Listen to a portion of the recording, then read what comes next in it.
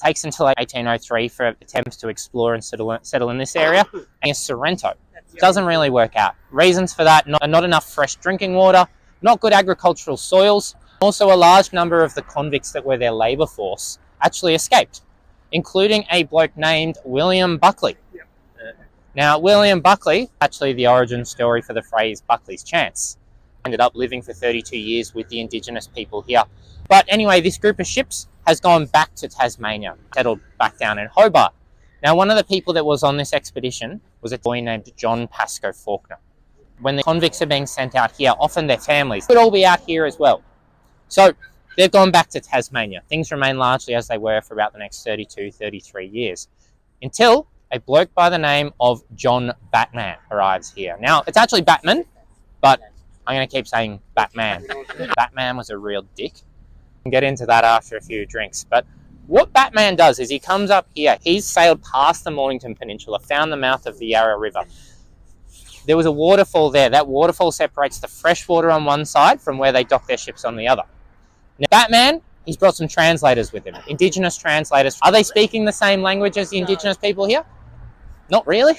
But Batman has walked away from this with what he describes as a contract, a sale of land, granting him hundreds of thousands of acres in return for yearly tribute of goods to the Indigenous people. A lot of people point to it and say, it's very one-sided. Other people will sort of point to, first and only attempt to actually negotiate access to the land rather than just taking it. Batman has a pretty awful track record you can't shy away from, who's speaking the completely different languages.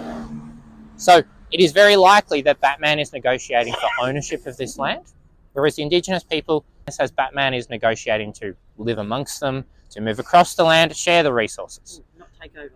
This idea of land ownership maybe is a bit of a different idea. So that's all happening. 1835, Batman goes back down to Tasmania, goes to a pub just outside of Launceston, the Cornwall Hotel, bragging about being the greatest landowner the world has ever seen.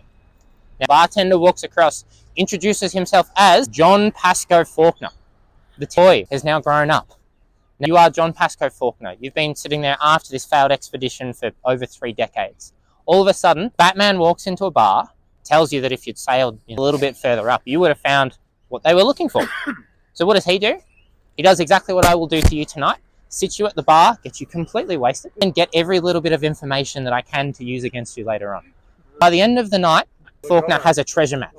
His party beats Batman back there by 3 months, arriving August 30 of 1835, 3 months before Batman. This pub would later be renamed the Batman Fawkner.